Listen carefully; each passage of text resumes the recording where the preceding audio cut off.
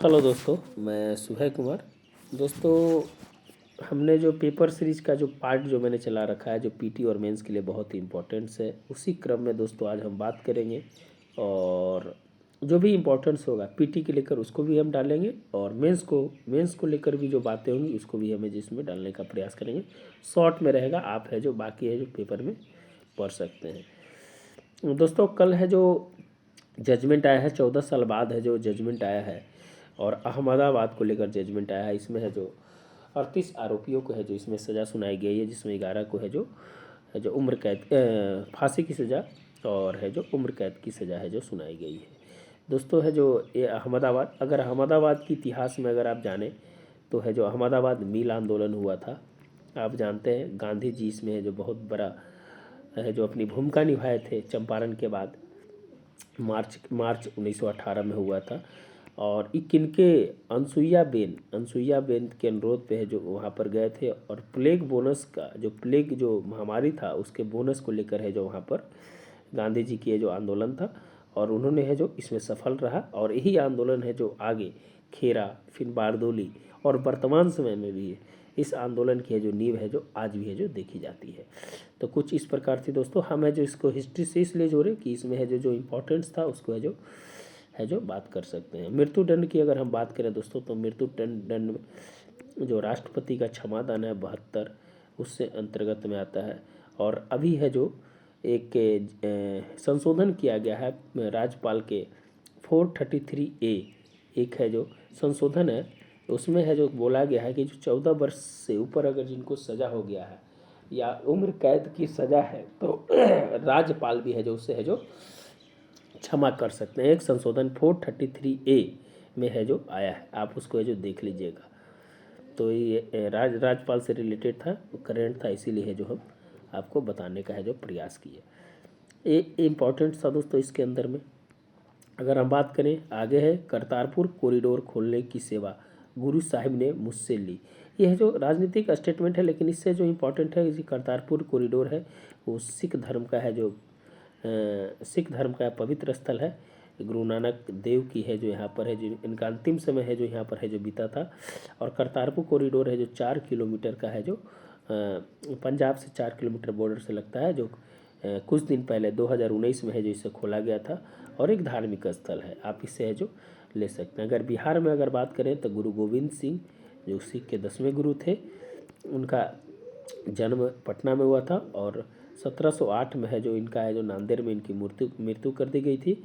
और सिख धर्म के पवित्र ग्रंथ को है जो इन्होंने जो गुरु मानकर है जो इनको है जो वहाँ पर है जो रख दिया, और वही है जो गुरु है जो अंतिम गुरु कहलाए। उसके बाद है जो गुरु की है जो प्रथा को ख़त्म कर दिया गया। तो इससे रिलेटेड था दोस्तों।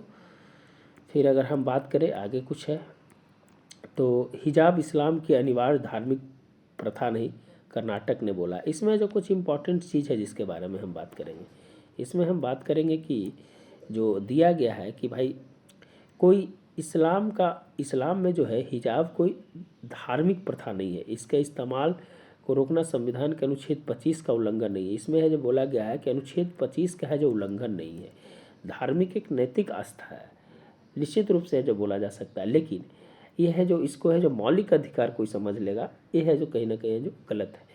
तो इसी के आधार पे है जो जजमेंट दिया है कि अनुच्छेद 35 का है जो उल्लंघन नहीं है। ये सब चीज़ के अपने नॉर्म्स होते हैं, और कहा जाता है कि मौलिक अधिकार के साथ साथ राज्यों को भी है जो उस पर है जो युक्त प्रतिबंध लगाने की है जो बात करता है। तो अगर मान लीजिए कि सामाजिक सार्वजनिक जगह पर आप है जो धर्म के नाम पे अगर आप है जो अराजकता, अगर किसी प्रकार की और व्यवस्थाएं अगर आप लागू करते हैं, चाहे हिंदू हो मुस्लिम है, तो अनुच्छेद 25 का है जो उल्लंघन है जो नहीं माना जाएगा। उसके लिए अलग एक्ट है जो यूनिफॉर्म एक्ट है, 1938 का है, 1988 का है, वो एक्ट है, उस एक्ट के माध्यम से ही चलता है। कहा जाता है कि सार्वजनिक वर्सेज एकल, सुप्रीम कोर्ट ने जजमेंट में कहा है, 2010 का एक जजमेंट है दोस्तों, उसमें है जो कहा है सार्वजनिक वर्सेज एकल। तो हम है जो यहाँ पर सार्वजनिक को है जो यहाँ पर है जो हम ज़्यादा है जो प्रेफरेंस देंगे, ना कि एकल को। अगर एक स्कूल में 5 लोग हैं और 4 लोग है जो बिना धर्म के माने हुए आ रहे हैं और एक है जो धर्म को मान कर आते हैं, तो यहाँ पर है जो कहीं ना कहीं इनकी दलील ख़त्म हो जाती है और सार्वजनिक की दलील को है जो माना जाता है। 2010 का भी ये जजमेंट है जो दिया गया है। तो उसके आधार पे है जो कहा गया है कि सार्वजनिक जगहों पे है जो धर्म के अनुसार से न जोड़े। धर्म जो होता है वो कहीं ना कहीं है जो मानव विकास में है जो अवरोधक के रूप में है जो कार्य करता है। तो इसके रूप में है जो हम बात किए। जैसे इसमें बोला गया है दोस्तों कि सबरीमाला मामले में कैसे है जो महिलाओं को है जो जाने नहीं दिया जाता था। तो प्रथा है, प्रथा को आप जब तक समाप्त नहीं करिएगा, कुप्रथा को आप जब तक समाप्त नहीं करिएगा, आप है जो आगे नहीं बढ़ सकते हैं। हमारे में जो स्वामी सहजानंद हो गए, स्वामी विवेकानंद हो गए, ब्रह्म समाज की स्थापना जो किए, तो उन्होंने जितने भी इंटेलेक्चुअल जो थे उन्होंने है जो कुप्रथा को समाप्त किया। लेकिन अगर आप है जो समाप्त नहीं करते हैं तो आपकी कम्युनिटी कहीं ना कहीं है जो उसमें पिछड़ती नज़र आएगी। तो आपको इसके बारे में है जो सोचना चाहिए कि किस प्रकार से है जो हमें इस पे है जो डिसीजन लेना है।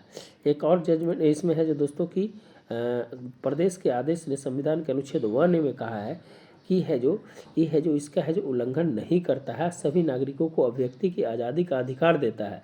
उन्होंने सरकार को 5 फरवरी के आदेश में इसकी कानून को सम्मत किया है और कहा है कि हिजाब बनाम भगवा स्कॉप विवाद में पीठ ने अंतरिम आदेश जारी किया, जिसमें अंतिम आदेश जारी होने तक शैक्षणिक वर्षों में उन्हें पहनने पर प्रतिबंध लगा दिया है। तो वही चीज़ है जो हमने बताया कि है जो सार्वजनिक स्थानों पर है जो धर्म की आस्था के साथ ना जोड़े, नहीं तो इसके परिणाम जो होते हैं कहीं ना कहीं है जो पिछड़ापन के होते हैं। तो ये जो कुछ था दोस्तों, इस पे जो आप बताए हैं आर्टिकल 19 से 25 है, ये मेंस में लिखने के लिए काम आएगा। इसको है जो आप ज़रूर है जो ध्यान रखें। आगे बढ़ते हैं दोस्तों। इसमें और इम्पोर्टेंट चीज़ क्या है, उच्च शिक्षण संस्थानों की तरह स्कूलों की भी रैंकिंग, एक रैंकिंग जारी किया है दोस्तों। मैंने जारी होगा SSS स्कूल स्टैंडर्ड्स है जो अथॉरिटी करके है जो SSS करके एक रैंकिंग होगा और उस सभी स्कूलों को मानक के लिए है जो जांच किया जाएगा। जिस प्रकार से यूनिवर्सिटी की रैंकिंग होती है उस प्रकार से स्कूलों की रैंकिंग होगी और उस रैंकिंग में है जो स्टैंडर्ड तय किया जाएगा और 2023 में इसे है जो सभी राज्यों को प्रभावी करने के लिए जो लागू करेगा। तो याद रखिएगा। अब है जो अगर मेंस लिख रहे हैं तो निश्चित रूप से है जो अगर कौशल विकास आएगा तो उसमें है जो इस चीज़ को है जो जोड़ सकते हैं कि सभी राज्यों में है जो SSS याद रखिएगा, SSS इसको है जो स्टेट स्टैंडर्ड्स अथॉरिटी है जो इसको है जो करेगा और है जो ये है जो मानव संसाधन विकास मंत्रालय के अंतर्गत, जो अभी शिक्षा मंत्रालय कर दिया गया, 1985 में इसका नाम बदल दिया गया था, मानव संसाधन कर दिया गया था, अब है जो इसको वापस जो शिक्षा मंत्रालय है जो कर दिया गया है। तो है भाई ध्यान रखिएगा। और ये जो है न्यू एजुकेशन पॉलिसी में इसका भी सुझाव दिया गया था। नेशनल एजुकेशन पॉलिसी की कस्तूरीरंगन कमेटी है जो इनके अध्यक्षता में है जो नेशनल एजुकेशन पॉलिसी व्यवहारिक शिक्षा और बौद्धिक शिक्षा पे है जो विशेष प्रकार का है जो जोर दिया गया है। तो आगे बढ़ते हैं दोस्तों। इसमें CA जहाँ आपको मिले आप है जो उसको है जो ज़रूर पढ़ने का प्रयास करें। CA ये है जो नागरिकता से रिलेटेड कानून था दोस्तों। और नागरिकता किस में है, आर्टिकल 5 से 11 में है, भाग 2 में है। अगर हम बात करें इसमें तो 3 पाकिस्तान, अफगानिस्तान और बांग्लादेश से अल्पसंख्यक को है जो भारत में 31 दिसंबर 2014 से जो पहले आए थे उनको है जो आपको नागरिकता मिल जाएगी। अभी तक है जो 3000 लोगों को इसमें है जो नागरिकता है जो मिल चुकी है। कितना, 3000 लोगों ने आवेदन किया था, नागरिकता है जो प्रदान किया गया है।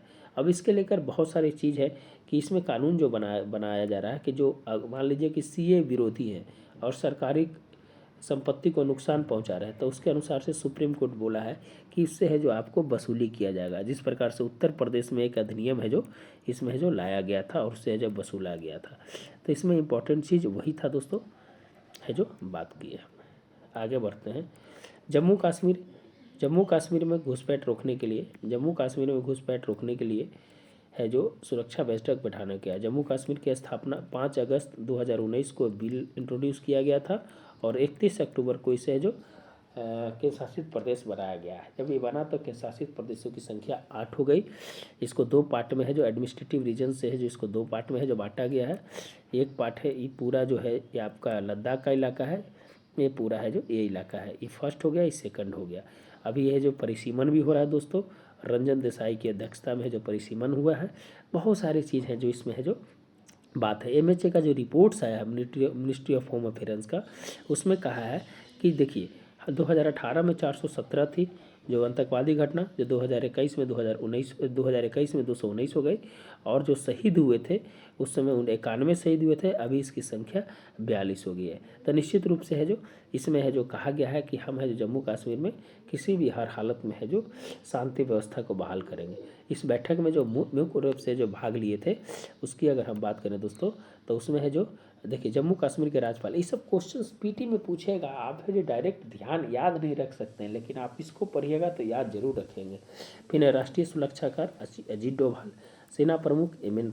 नरवणे है जो इसमें है जो भाग लिए थे। तो आप इससे है जो आपका है जो निश्चित रूप से है जो आप है जो आपकी पीटी और मेंस अच्छे से तैयारी हो जाएगी। अमित शाह के बारे में बोला जाएगा तो ये गृह मंत्री के साथ साथ सहकारिता मंत्री है। सहकारिता मंत्रालय 6 जुलाई 2020 को है जो नया मंत्रालय बनाया गया था, और है जो ये मंत्रालय जो है कोऑपरेटिव सोसाइटी के काम करने के लिए बहुत ही महत्वपूर्ण है जो भूमिका निभाएगा। चीन की सुरक्षा परिषद ने क्वाड पे जताया विरोध। सुरक्षा परिषद की अगर बात करें दोस्तों, तो सुरक्षा परिषद की अगर हम बात करते हैं तो सुरक्षा परिषद में है जो 5 अस्थाई कंट्री होता है, 10 अस्थाई कंट्री होते हैं। भारत है जो अभी है जो इसका सदस्य है 2022 तक, दिसंबर 2022 तक रहेगा। और है जो इसमें जो वोटिंग हुई थी इसमें 184 वोट है जो इसको मिला था। तो सुरक्षा परिषद की बात होगी, इसमें 5 मेंबर हैं ABFRC, इसमें 5 मेंबर जो है ऑस्ट्रेलिया, ब्रिटेन, अमेरिका हो गया। ये इसमें कौन कौन से हैं ABFRC 5 गो जो अमेरिका, ब्रिटेन, फ्रांस, रसिया, चीन, 5 गो है जो इसके परमानेंट मेंबर है। तो भारत अभी 8वां बार है जो सदस्य बना है, अस्थाई सदस्य बना है। तो ये भी है जो हम आपको बताएं।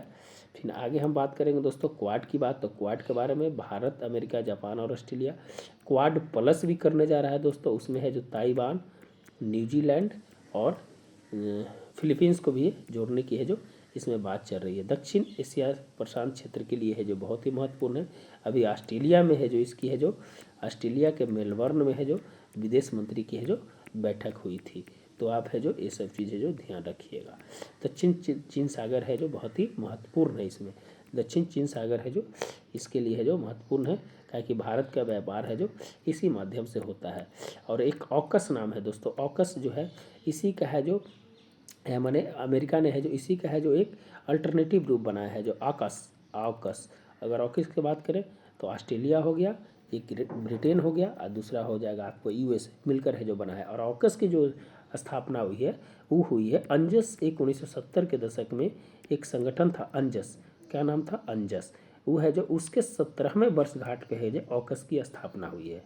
तो आप है जो इसको भी है जो देख लीजिए। तो आगे बढ़ते हैं दोस्तों, और आगे क्या है इम्पोर्टेंट्स, आगे है दोस्तों कि सरकार की पहल से कम होगा प्लास्टिक कचरा। निश्चित रूप से दोस्तों प्लास्टिक कचरा को हम है जो उसको जो रिसाइकल करेंगे तब है जो हम उस पर कम कर सकते हैं। कहा जाता है कि 1 जुलाई 2022 से, किससे 1 जुलाई 2022 से प्लास्टिक के पैकिंग कचरे पर है जो रोक लगाने की जो बात की गई है। और कहा जाता है कि 40% कचरा है जो पैकेजिंग से होता है। तो सरकार की जो पहल है बहुत ही अच्छी पहल है, ग्रीन हाइड्रोजन की ओर हम लोग बढ़ रहे हैं। अभी कोप 26 में भी है जो भारत ने 2070 तक का जो लक्ष्य है जो कोप 2070 तक है जो नेट जीरो करने का है जो लक्ष्य रखा है। तो इसी क्रम में इस बार बजट में भी इसकी है जो दिखाई दी है। तो प्लास्टिक कचरे को रिसाइकिल और दोबारा प्रयोग करने के लिए अनिवार्य करने के लिए है जो अमल करने की है जो बात की गई है। कहा गया कि प्लास्टिक कचरे से 60% प्लास्टिक कचरा पैकेजिंग से ही होता है, और इससे को ही कम करने के लिए है जो रिसाइकिल की है जो व्यवस्था है जो करनी पड़ेगी। फिर है जो अभी मंत्री कौन है, वन एवं पर्यावरण मंत्री कौन है, भूपेंद्र यादव है, ध्यान रखिएगा। ये सब चीज़ है दोस्तों है जो आपको है जो काम देगा। सिंगल यूज प्लास्टिक 1 जुलाई 2022, देखिए यहाँ पर है, देखिए जुलाई 2022 से प्रभावी हो जाएगा जो हमने बताया। तो ये है दोस्तों, इस पे है जो काम करने की है जो हमें ज़रूरत है। तो निश्चित रूप से है जो हमें पर्यावरण के लिए, सस्टेनेबल डेवलपमेंट गोल के लिए हमें आगे बढ़ने की है जो ज़रूरत है। आगे देखते हैं दोस्तों, जो इम्पोर्टेंस है उसी के बारे में हम बात करेंगे। यूक्रेन संकट से सबक सीखे भारत। टॉपिक क्या है दोस्तों कि यूक्रेन संकट से सबक सीखे भारत। ये है जो दोस्तों है जो इसके बारे में है जो कहा गया है। तो आप है जो इसको देखिए क्या कह रहा है इसमें इम्पोर्टेंस पार्ट क्या है, उसको है जो हम है जो ज़रूर है जो आपके साथ है जो रखने का है जो प्रयास करेंगे। यूक्रेन को लेकर जो बात कर रही है कि यूक्रेन को लेकर रूस और नाटो में कितने सदस्य हैं? 30 सदस्य। स्थापना कब हुई थी? 1949 में। कब हुई थी? 1949 में। उत्तर मैसेडोनिया इसका है जो अंतिम सदस्य है। अभी नाटो की जो हुई थी ब्रुसेल्स में, इसकी है जो बैठक हुई थी और 31वां बैठक थी। ये सब है जो आपको है जो ज़रूर है जो जानने की ज़रूरत है। आगे बढ़ते हैं। इसमें कह रहा है कि यूरोप के गैस, अगर मान लीजिए दोस्तों 2 पाइपलाइन है, अगर मान लीजिए कि रूस है और यूक्रेन है, तो पुराना पाइपलाइन यूक्रेन से गुजरता है और नया पाइपलाइन रूस से गुजरता है। तो यूरोप में अगर ये दोनों के बीच में फाइट होता है तो निश्चित रूप से जो ये है जो ब्लॉकेज हो जाएगा। तो यूरोपीय के देश है, जर्मनी है, फ्रांस है, जितने भी देश हैं उनकी है जो गैस सप्लाई है जो बंद हो जाएगी। तो कहीं ना कहीं है जो समस्या है जो बढ़ जाएगी। तो इसी को लेकर है जो बताया गया कि ऊर्जा आत्मनिर्भरता को बढ़ाने के लिए भारत को इससे सीखना चाहिए। भारत का है जो जानते हैं कि 20% जो आयात होता है जो इसी क्षेत्र में होता है, तेल के क्षेत्र में। अगर मान लीजिए किसी प्रकार भारत का युद्ध हो जाता है तो इसके लिए वैकल्पिक उपाय के लिए है जो हमें हाइड्रोजन और ऊर्जा के लिए है जो काम करना चाहिए। तो इसमें इम्पॉर्टेंट चीज़ जो था यही था। और इस आर्टिकल में और इम्पॉर्टेंट क्या है जो आपको हम बता देते हैं। वही गैस लाइन के बारे में बता रहा है कि 46% रूट उसी से आता है। फिनलैंड, बुल्गारिया, स्लोवाकिया से ज़रूरत अधिकतर गैस रूस से आती है। पुरानी पाइपलाइन यूक्रेन से होकर गुजरती है, जो मैंने है जो आपको ब्रीफ किया है। यूक्रेन की लड़ाई छिड़ने के तनाव के बाद ये सप्लाई बंद हो जाएगी। इस पे है जो विचार करना होगा। फ्रांस और इटली ने अपनी ज़रूरत की गैस कतर, मतलब उसके वैकल्पिक है जो कतर से है जो लाने के लिए है जो उन्होंने जो विकल्प है जो किया है। और जानते हैं कि जापान में फुकुशिमा परमाणु दुर्घटना के बाद है जो वहाँ है जो बंद कर दिया था, कहा कि ये बहुत ही भयानक था। जापान के फुकुशिमा में, आप जानते हैं ये है जो इम्पोर्टेंट क्वेश्चन है और बार बार है जो क्वेश्चन है जो ये पूछा गया है। तो भारत को इससे है जो सीखना चाहिए। क्या कह रहा है कि भारत को यूक्रेन संकट से कई तरह की चुनौतियां खड़ी कर सकती है। इसके लिए इसके तनाव के बढ़ते कच्चे तेल दाम का उछाल आ सकता है। भारत सालाना 7.2 लाख करोड़ से बढ़कर 9.5 लाख करोड़ का है जो आयात करता है। मैंने कुल आयात का 20% जो हमने बताया था, वही चीज़ है जो दोस्तों यहाँ पर है जो किया गया कि हमें है जो किस प्रकार से है जो अल्टरनेटिव उपाय है जो करनी चाहिए। अमेरिका आत्मनिर्भर हो गया है। अमेरिका ने है जो बोला है कि हम है जो इसमें है जो आगे बढ़कर हिस्सा लेंगे और किसी प्रकार की समस्या होती है तो हम है जो उसको आपूर्ति करेंगे। लेकिन दोस्तों कहना और करने में बहुत अंतर हो जाती है। तो इसीलिए कहा कि भारत को अभी कुछ दिन पहले देख रहे थे कि ईरान संकट से भारत है जो जूझ रहा था, उसके चलते वहाँ से है जो तेल लेना बंद कर दिया। तो इसी के चलते है जो किस प्रकार से है जो हमें है जो आगे कूटनीतिक रूप से है जो बढ़ने का प्रयास करना चाहिए और आत्मनिर्भर है जो बनना चाहिए। तो इसी है जो दोस्तों ये मुख्य आर्टिकल का यही पार्ट था जो आपको बताया। फिर है दोस्तों बदलाव की मांग करता दहेज कानून। ये दोस्तों इसमें 498 क्या नाम है, क्या है, कौन सा कानून है? 498 कानून है जो है जो दहेज प्रथा से रिलेटेड है। और इसमें है जो पाया गया है कि आजकल जो मनुष्य जो महिलाएं हैं इसका है जो हथियार के रूप में है जो इसका है जो प्रयोग कर रही हैं। पति को उसके रिश्तेदारों को क्रूरता से बचाने के लिए दहेज निषेध अधिनियम का दुरुपयोग उच्चतम न्यायालय ने एक बार फिर चिंता जताई। इस पर है जो चिंता जताई है कि यह है जो कहीं ना कहीं इसका दुरुपयोग हो रहा है। इसका है जो निश्चित रूप से जिसका है जो समीक्षा करने की ज़रूरत, समय आ गया है कि समीक्षा है जो इसको किया जाए। तो आप है जो ज़रूर है जो इसको देखिए। और इसमें जो बोला गया है कुछ जजमेंट है, उस जजमेंट को है जो देखिए 498 है। अब इसको जजमेंट के बारे में है जो कुछ है जो ज़रूर है जो इसमें सुनिए कि कौन कौन सा जजमेंट है जो इसमें है जो किया गया है। इससे पहले कि 498 कानून वास्तविक पालन सबसे बड़ी चुनौती एवं दाव पे जो स्वार्थ सिद्धि के इर्द गिर्द बुने जाते हैं। दहेज और स्त्री धन उपहार के मद विहीन रेखा कब मिट जाती है, इसे सुलझाना सहज नहीं है। वैवाहिक जीवन में जब तक सौहार्द है तब तक लड़की का दिया धन उपहार होता है, परंतु पारिवारिक करवाहट उपजते ही उपहार दहेज की परिवर्तित संज्ञा हो जाती है। जब तक वो पत्नी के रूप में है, स्त्री धन के रूप में है, तब तक है जो उसका धन उपहार होता है। और जैसे ही रिश्ता बिगड़ जाता है तो है जो कहीं ना कहीं है जो उसकी परिवर्तित रूप है जो उसके क्रूरता और उसके है जो समस्या के रूप में है जो कहीं ना कहीं खड़ी हो जाती है। तो इसी पे है जो दोस्तों ये आर्टिकल था, और इस पे है जो जजमेंट जो है उस जजमेंट को हम देखेंगे कौन कौन सा जजमेंट है। श्रीमती नीरा सिंह बनाम राज, इसमें है जो एक जजमेंट इसमें दिया गया था। इसमें है जो अब समय आ गया है कि अदालत इसे है जो इसे समीक्षा करे, इस पे है जो हम बात करेंगे। इसमें बहुत सारी समस्या है जो दोस्तों अभी आ रही थी, इसके कारण है जो कहीं ना कहीं है जो सरकार न्यायालय को इसके ऊपर है जो टिप्पणी करना पड़ा। नवंबर 2008 में नमित बनाम आरसी मामले नोएडा में था, इसमें है भी है जो इस पे है। और एक पाया गया है दोस्तों कि टोटल केस का 10% ही है जो सही पाया गया है। एनसीआरबी का आंकड़ा यही कहता है कि 10% ही पाया गया है, 90% में है जो कहीं ना कहीं है जो महिलाओं के द्वारा है जो इसका गलत प्रयोग किया गया है। तो इसे है जो कहीं ना कहीं है जो न्यायालय को है जो सोचने पर है जो मजबूर किया है। आगे देखते हैं दोस्तों, महिला सशक्तिकरण की ओर निरंतर बढ़ते कदम। बहुत ही अच्छा आर्टिकल है दोस्तों, इसको ज़रूर पढ़ने का प्रयास कीजिएगा। क्या है इसमें, इसके जो मुख्य पाठ हैं इसको है जो हम आपके सामने है जो रखने का है जो प्रयास करेंगे। इसमें है जो मुख्य पाठ के बारे में है अगर हम बात करें दोस्तों, तो कहा गया है कि महिला सशक्तिकरण, केंद्र ने मोदी सरकार ने महिलाओं को मुख्य धारा लाने के लिए अथक प्रयास किए। समावेशी कौन सा पंचवर्षीय योजना में था दोस्तों, तो 12 में था समावेशी विकास। भविष्य के लिए विभिन्न योजना कार्यक्रम को क्रियान्वित किया जाए। मुस्लिम बहन को उत्थान के लिए सरकार द्वारा 3 कानून, 1 अगस्त को 3 काला कानून खत्म हो गया था, इसको है जो ध्यान रखिएगा। आत्मनिर्भरता, स्वाभिमान और आत्मविश्वास भी बढ़ाया, हालांकि इसे अभी लंबा रास्ता तय करना है। किसी भी लैंगिक भेदभाव, लैंगिक में कितना है 140 अभी रैंक पे है भारत, ध्यान रखिएगा।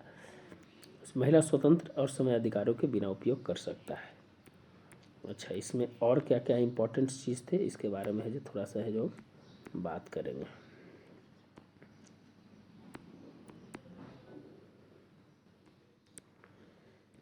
इसमें है दोस्तों कहा गया कि आज हम एक ऐसे वैश्विक परिवेश में जहाँ विश्व के लगभग सभी देश की महिला स्वतंत्रता, समानता और अधिकार जैसी अवधारणा की केवल बात ही करते हैं।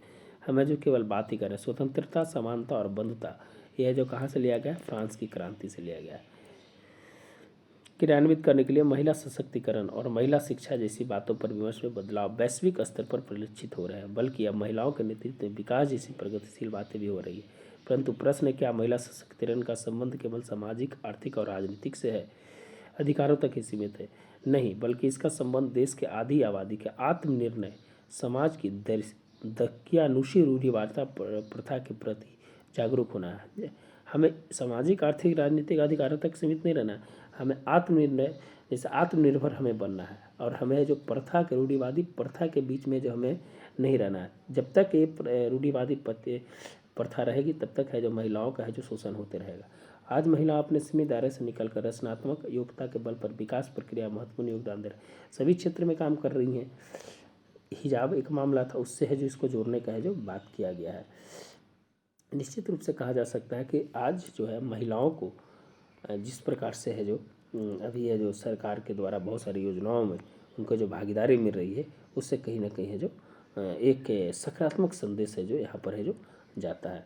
19वीं शताब्दी में राजा राम मोहन राय ब्रह्म समाज की स्थापना 20 अगस्त 1928 को स्वामी विवेकानंद, दयानंद सरस्वती, सर सैयद अहमद खां महिलाओं के दैनिक स्थिति सुधारने के लिए महत्वपूर्ण प्रयास किए।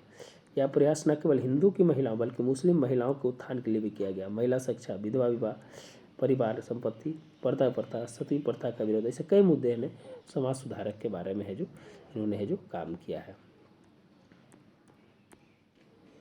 अगर बात करें दोस्तों आगे की, तो 19वीं शताब्दी में आज 21वीं शताब्दी की बात में जो हो रही है उसमें स्वाधीनता के 75वें अमृत महोत्सव, कब से अमृत महोत्सव, तो 12 मार्च 1921 से 15 अगस्त 2023 तक, यह है जो आपका अमृत काल है। 75वें वर्ष में 75 सप्ताह का। तो आज जिस प्रकार से महिला अपनी इच्छा से पर्दा या हिजाब का चयन तो नहीं करती, बल्कि धर्म की आड़ में है जो बचपन से उस पर पर्दा थोपा।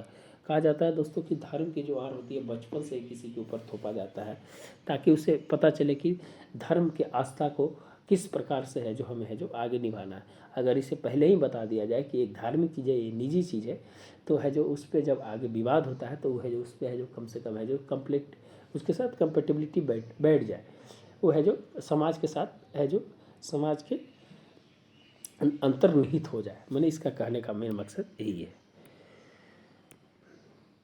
आगे है दोस्तों कि अब इस पे है जो पूरी है जो बात है जो इस पे है जो लिखी गई है कि किस प्रकार से है जो हमें है जो सशक्तिकरण के लिए है जो आगे बढ़ना है, ताकि है जो भारत में या विश्व के स्तर पर नारीवाद को है जो आगे ले जाया जाए। तो यही है दोस्तों, इस पे है जो यही है कि किस क्षेत्र में, सभी क्षेत्र में महिलाएं काम कर रही है, चाहे खेल जगत हो, सैन्य जगत हो, मेडिकल हो, उसमें जो पुरुष के समकक्ष होकर है जो आगे बढ़ना चाहिए, जिसके है जो आधी आबादी भी है जो कहीं ना कहीं है जो विकास में योगदान देती है।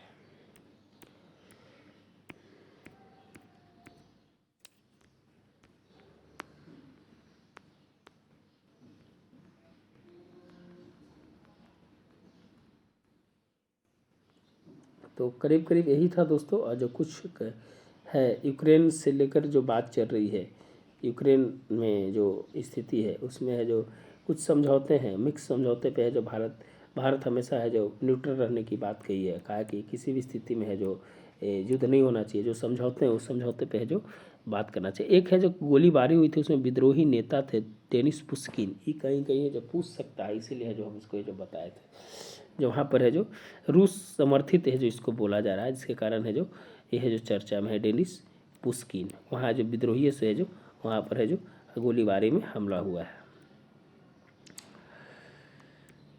रूस अमेरिका विवाद में ठस रहने ने भारत ने संकेत दिया, वही है अभी जो है हमने बताया दोस्तों कि भारत है जो वेट एंड वॉच की स्थिति में। उसने कहा है कि भारत दोनों से मतलब है, भारत जो है दोस्तों इधर अमेरिका से भी है और इधर रूस से भी है। रूस जहाँ पर पारंपरिक मित्र है, व्यवहारिक मित्र है, वहीं आर्थिक और लोकतांत्रिक मित्र के रूप में है जो अमेरिका है जो ज़्यादा है। तो है जो बोला गया है कि है जो भारत है जो यहाँ पर है जो कल स्टेटमेंट आया था अमेरिका की तरफ से कि युद्ध होता है तो भारत है जो अमेरिका का साथ देगा, लेकिन भारत ने स्पष्ट किया है कि हम है जो किसी भी स्थिति में है जो हम है जो इस युद्ध के मध्यस्थता के लिए हमें जो बात करेंगे और दोनों देशों को है जो हम है जो न्यूट्रल स्थिति में रहेंगे, तटस्थता की स्थिति में रहेंगे। TS तीर्थ त्रिमूर्ति हैं जो वहाँ पर है जो अभी हैं जो UNO में है जो भारत के अस्थायी प्रतिनिधि के अध्यक्ष हैं अभी वहाँ।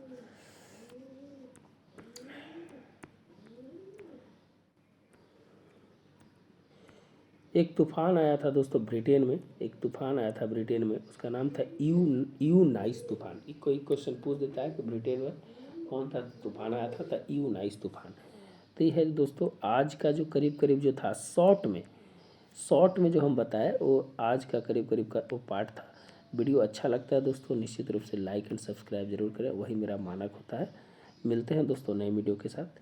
अगर अच्छा लगता है तो ज़रूर है जो लाइक सब्सक्राइब है जो ज़रूर करें। धन्यवाद दोस्तों।